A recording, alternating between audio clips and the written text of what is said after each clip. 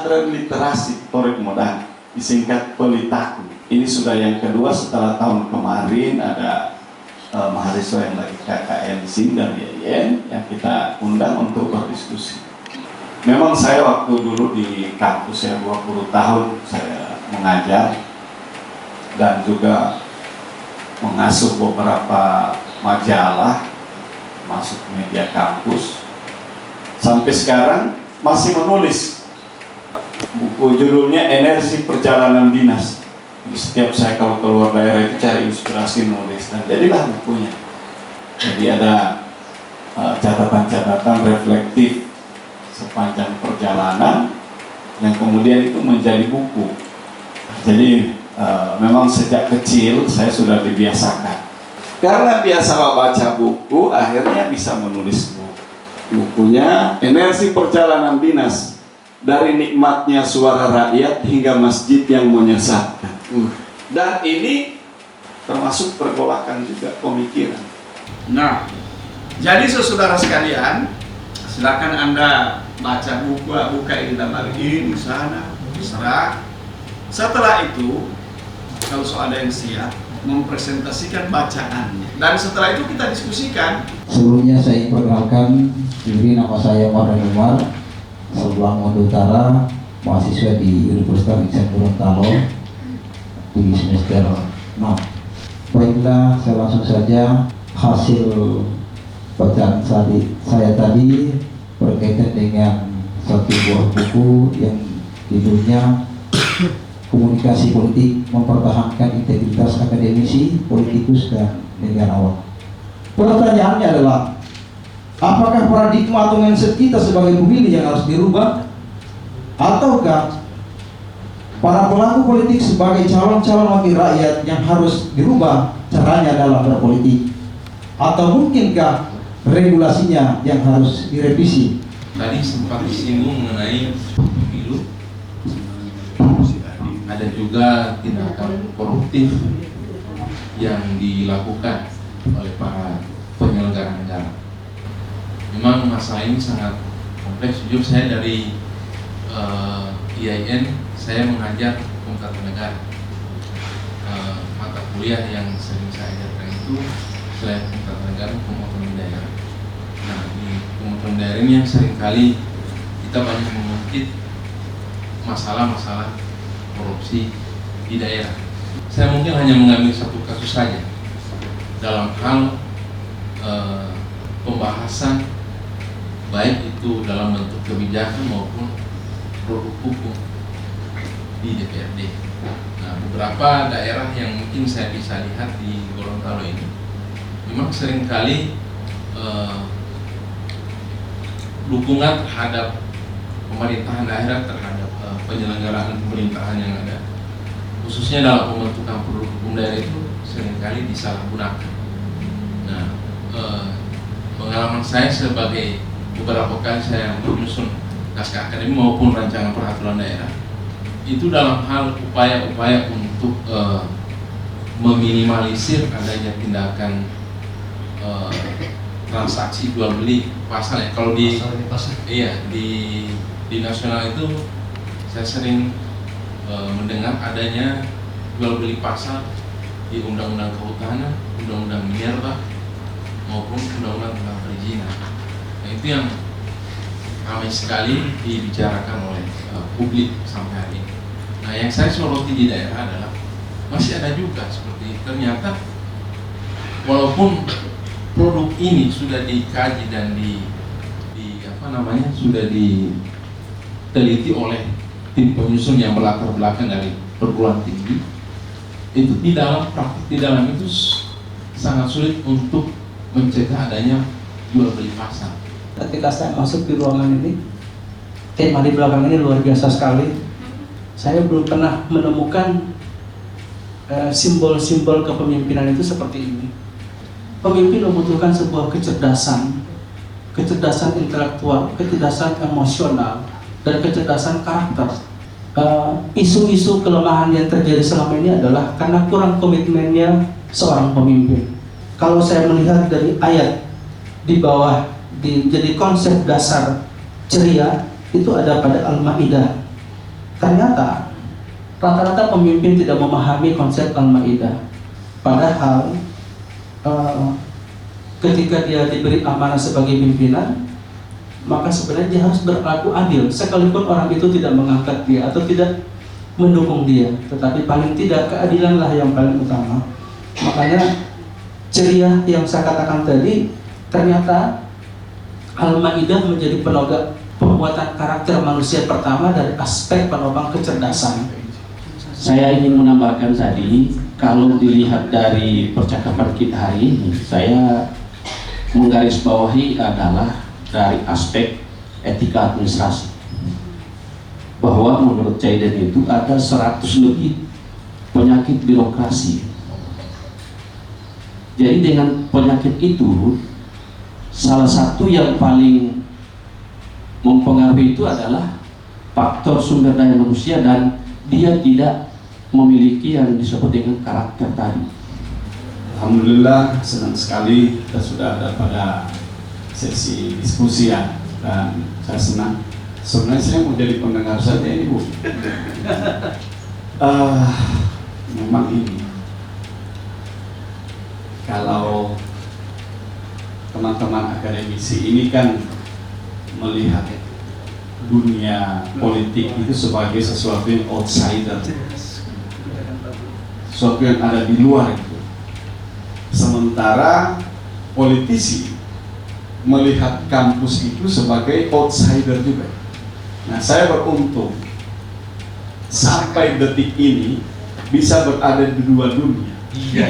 Pada saat dimana saya melihat, saya merasakan bahwa dunia pemerintahan itu adalah sekaligus juga sebuah intellectual exercise, sebagai sebuah latihan intelektual yang saya jalani. Oleh karena itu, ini sesuatu yang saya syukuri pada kesempatan ini. Tidak on off. On off itu artinya ketika saya berada di area kekuasaan seperti ini, lalu tiba-tiba dunia intelektual, dunia kampus lalu off. Ya. Buktinya di ruangan saya ada buku. Dan nilai-nilai ini sengaja saya taruh seperti ini menjadi pengingat saya dan juga pengingat semua orang yang masuk di sini, bahwa ada sesuatu yang tidak boleh kita lupakan. Nah, saya kaget ternyata ada satu kutipan di sini yang menjembatani yang dirasakan oleh Pak Doktor berdua tadi dan juga pembicara. Reformasi birokrasi rupanya tidak cukup dimaknai sebagai perbaikan tata organisasi dan tata administrasi. Tidak kalah penting adalah perbaikan tata fikir dan tata batin.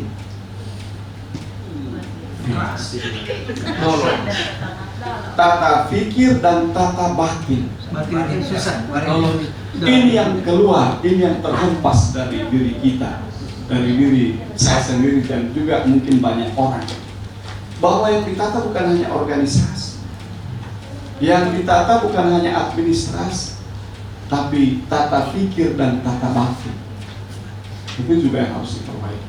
Makanya sekarang tanggal 26 ini tenda sedang berdiri, akan dilaunching. Dan untuk sementara saya menganggap belum ada di Provinsi Gorontalo sebuah daerah yang punya himne daerahnya.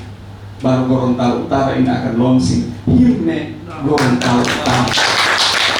Untuk apa? Himne itu ada jiwa, ada soul, ada tata batin yang harus mewarnai. Makanya pertanyaan tadi, mana yang harus mau dirubah?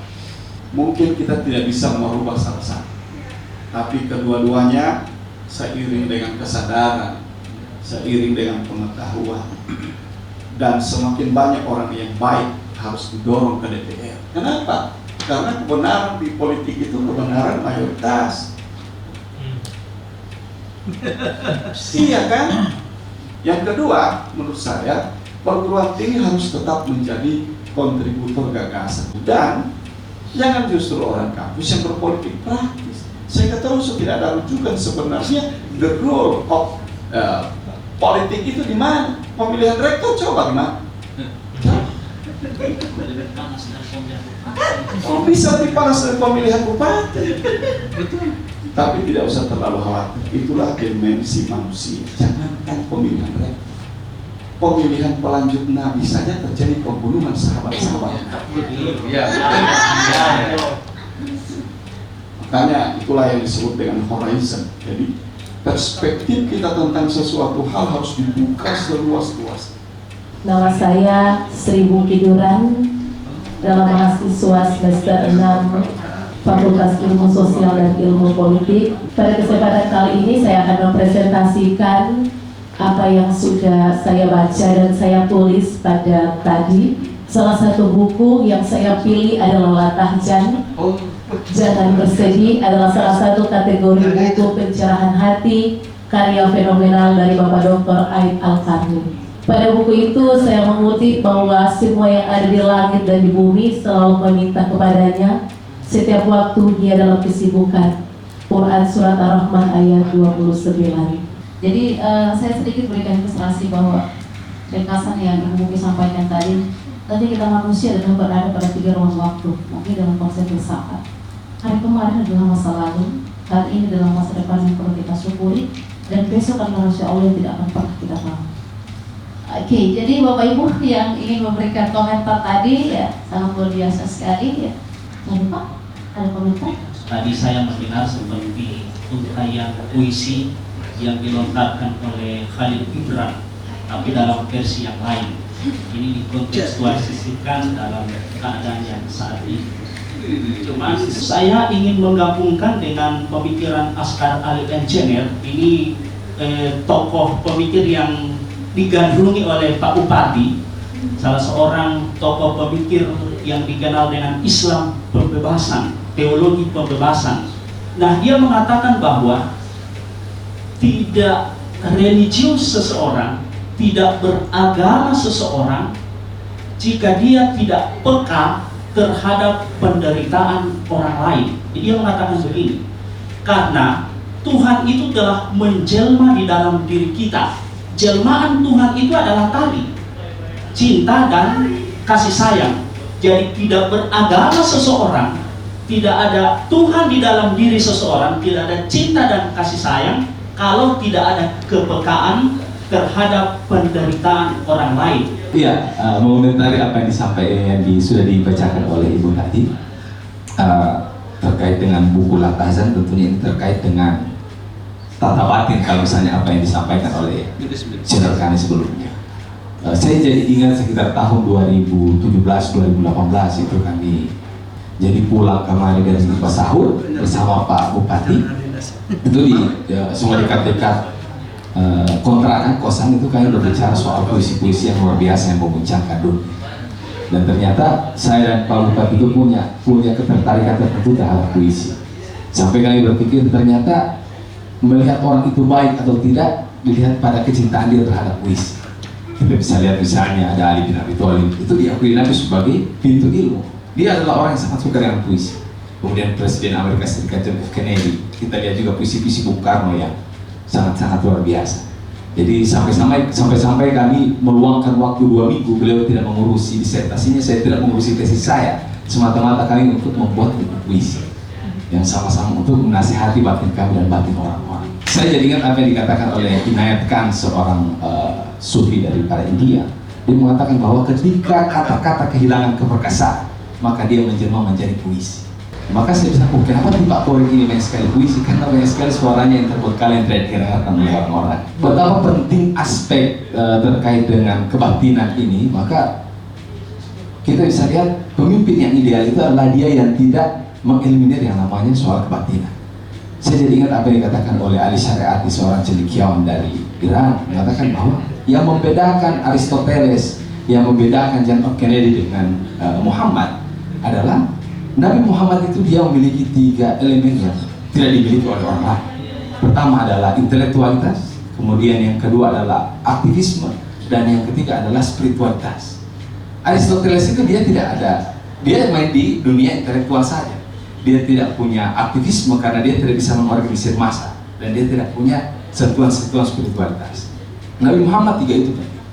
Dan ternyata orang Indonesia sebelum Ali Syariat mengatakan demikian, puluhan tahun yang lalu guru bangsa Cokro Aminoto sudah mengatakan itu.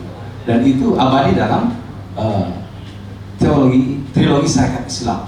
Yang pertama setinggi-tinggi ilmu, sepandai-pandai siasat, dan yang ketiga adalah sempurni-murni tauhid. La tahzan. Jadi ada, kita bisa baca satu surah dalam surah Al-Imran ayat 139. Wala tahinu wala tahzanu, dan itu sumber inspirasi penulisan judul buku itu, wa antumul a'launa in kuntum mu'minin. Jadi ini satu hal yang luar biasa digambarkan dalam Al-Quran, bahwa ada dua hal yang selalu terkait dengan kita manusia. Satu, merasa lemah, dan yang kedua sedih. Jadi merasa lemah dan sedih itu selalu jadi ciri kita ya. Jadi akhirnya tidak bisa melakukan sesuatu karena dua hal itu. Nah, oleh Al-Quran tadi disebutkan bahwa janganlah bersifat lemah dan jangan bersedih hati. Wala tahinu wala tahzanu wa antumul a'launa. Padahal kamu itu ditinggikan. Jadi di situ kuncinya. Jadi sebenarnya kita ini tinggi, maka tidak perlu ada kesedihan yang berlebihan, ada rasa lemah yang luar biasa. Mengapa? Karena ini ayat ada hubungan dengan asbabun nuzul sebelumnya, yaitu ayat watilkal ayamun nudawiluha bainan nas, dan hari-hari itu dipergilirkan, ada yang senang, ada yang susah. Jadi biasa itu ya, hari ini senang, besok susah, biasa itu. Dan itu sudah diingatkan oleh Allah di dalam Al-Quran. Makanya sayang sekali konsep keberimanan kita ini belum mencapai titik itu. Beriman tapi dapat sesuatu yang menyedihkan, dianggap dunia sekiamat. Mengaku beriman tapi dia merasa lemah di hadapan sesuatu yang mestinya dia tidak perlu takut. Padahal setiap saat mengangkat takbir, saat Allahu Akbar, Allah Maha Besar, ayat itu seperti menjewer kita. Oh, kalau kamu ini merasa beriman, mestinya kalau ada sedih ya biasa aja. Kenapa? Karena kalau kita mengikuti sejarah para nabi, lebih khusus Nabi Muhammad, itu separuh hidupnya lebih banyak menderita daripada senang. Bayangkan 13 tahun dosa pendukungnya 159. Terus yang kasih mandat Allah bukan partai politik.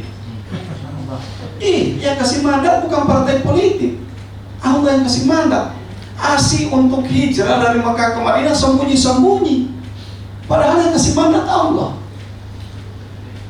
Dan itu adalah bagian sesi kesedihan yang kesekian. Sebelum sesi-sesi awalnya, apa itu?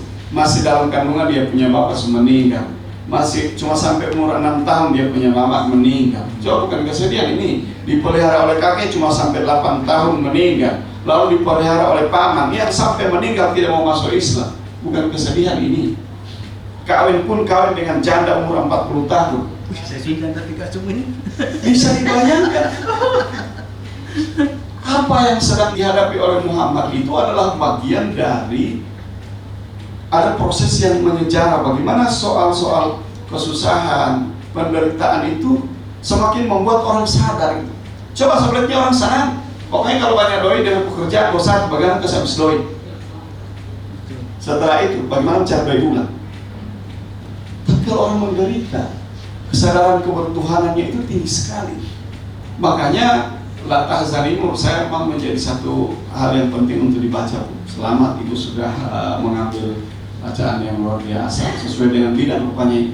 Tadi Pak Alek mengambil tata negara, politik, dan ini itu luar biasa. Ini sudah mewakili dua dunia ini. Jadi ada dunia politik yang sangat keras, yang luar biasa pertarungan, lalu ada dunia batin. Sampaikan oleh Supandi Rahman tadi sampai kepada Muhammad, itu kan bahasa akademik, bahasa dakwah. Tadi saya memposisikan diri saya sebagai politisi, berdekatan dengan politisi. Dan saya bisa melakukan itu karena saya ada di dua dunia itu. Saya kira bacaan ini luar biasa, Bu. Ini perlu ditingkatkan terus. Kalau perlu itu caption di Facebook di mana itu. Ibu sudah buku begitu? Belum Pak. Belum ada ya? Beli. Nanti saya usahakan beli, saya mau kasih sama ibu buku itu. Kalau ada di orang nanti saya melalui buku Fatma ya, saya ingat khusus buku itu. Saya berharap satu hal, artinya banyak orang yang bisa tercerahkan, dan yang kedua, saya bisa titip pahala di situ. Saya bisa titip pahala, titip sedekah di situ, sehingga memberikan manfaat kepada orang banyak. Mungkin itu Bu, luar biasa bacaan hari ini. Sepertinya sudah diatur ya, sudah di. Masih satu dari itu yang belum, pertemuan di Makassar itu. Oh, disuruh cerita. Oh iya, kalau dengan Asgar Ali memang saya ketemu dia di Makassar. Ada fotonya, Tesis juga. ada buku dan ada tesisnya. Dan kalau konsep tauhidnya yang dipakai, wah, memang banyak yang tumbang. Karena kita orang ini konsep tauhid kan satu, cuma konsep apa itu tauhid mengesahkan Allah kan? Ya. Cuma satu itu, kalau Asgar Ali itu 5. Jadi yang pertama itu kan tauhid itu mengesahkan Allah atau unity of God, kesatuan ketuhanan. Unity of mankind, kesatuan kemanusiaan. Maka orang yang bertauhid itu dia tidak boleh membeda-bedakan manusia, mencintai sesama manusia, menyakiti orang lain sama dengan menyakiti dirinya. Jadi orang yang bertauhid itu dia tidak mau melukai orang lain. Makanya saya terjemahkan di empati itu dalam konsep pemerintah. Itu antara lain. Apa? Kalau yang kedua apa? Yang ketiga, unity of universe, kesatuan kealaman. Jadi alam ini adalah bagian satu tata kosmik yang menyatu, yang sebenarnya dia sebagai pancaran dari sifat ketunggalan Tuhan, ketunggalan Allah. Maka alam ini satu relasi yang utuh. Makanya orang yang bertauhid itu tidak boleh merusak lingkungan. Orang yang bertauhid, sekarang kan tidak. Dia mengaku imam, mengaku sampai, tapi di situ dia merusak hutan. Dia menganggap tidak ada hubungan dengan tauhid. Makanya tauhidnya di Indonesia kan tauhidnya Asy'ariyah atau Ahlus Sunnah wal Jamaah versi Arfan Yusuf. Kalau saya versi Asgar Ali tauhid saya gitu. Iya. Ada blog sendiri ya. Yang ketiga, yang keempat, keadilan. Inna syirka la zulmun azim. Sesungguhnya syirik itu senyata-nyata kezaliman. Ini sudah bahas tesis ini. Nah, ini dimensi yang keempat dari tauhid. Jadi orang yang tauhidnya benar harus adil. Kenapa? Coba yang bikin tidak adil itu apa? Kan berbeda-beda kan? Berbeda-beda cara pandang, pendekatan, warna, kulit, segala macam berbeda. Di situ ketidakadilan itu bermain. Yang orang lupa, siapa yang menyebabkan perbedaan itu? Yang menyebabkan perbedaan itu karena Allah Maha Tunggal. Maka dalam rumus teologi atau dalam aksioma teologis, bahwa Kholik berbanding terbalik dengan makhluk. Kholik itu Allah Tunggal, maka makhluk mesti jamak atau beragam. Artinya apa? Kalau kita berbuat ketidakadilan, berarti kita melakukan pembangkangan terhadap keesaan Tuhan. Itu konsep tauhid dalam perspektif Asgar Ali Engineer dan perkebunan. Yang terakhir, ilmu pengetahuan. Jadi orang yang bertauhid itu mesti berilmu pengetahuan. Rumusnya bagaimana? Ada teori tazkir. Terima kasih Pak Arfan sudah mengundang saya untuk membangkitkan memori ini. Karena kadang-kadang kekuasaan ini kan dan fasilitas ini menutup ilmu pengetahuan. Tapi alhamdulillah tidak aneh. Harus kamu dapat dulu. Jadi yang terakhir itu ilmu pengetahuan. Jadi begini, ilmu pengetahuan itu artinya apa? Manusia menguasai hukum-hukum alam. Kan begitu. Ketika orang mempelajari hukum alam, ketika benda ini jatuh, itu kan dia mempelajari hukum alam.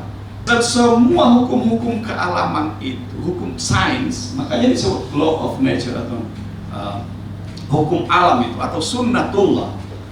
Jadi sunnatullah itu adalah seperangkat pengetahuan manusia yang mempelajari gejala-gejala alam dengan mempelajari keterulangannya, hukum-hukumnya, lalu dia menjadi sains. Makanya sains itu selalu pembuktiannya dua hal, rasional dan empirik. Relasinya begini, kalau orang yang bertauhid itu menguasai alam artinya menguasai hukum-hukum alam. Menguasai hukum alam berarti berilmu pengetahuan. Sementara orang yang syirik dikuasai oleh alam. Dapat lihat pohon, takut ada setan di sini. Dapat lihat pohon besar, wah ini ada bagong di sini. Artinya apa? Orang yang syirik, ya, orang yang syirik itu dikuasai oleh alam dia. Bergerak sedikit ini ada kekuatan. Padahal alam harus ditundukkan oleh ilmu pengetahuan. Nah, itulah 5 perangkat tauhid menurut Asghar Ali. Inilah mungkin makna kegiatan ini, Bu. Insya Allah di masa-masa yang akan datang akan lebih sistematis lagi. Bisa dipersiapkan lagi secara matang. Dan saya rencana mungkin ke depan bila ada rezeki mungkin saya akan undang ahli-ahli juga dari Jakarta atau dari mana biar lebih serius lagi pelaksanaannya. Demikian, terima kasih. Assalamualaikum warahmatullahi wabarakatuh.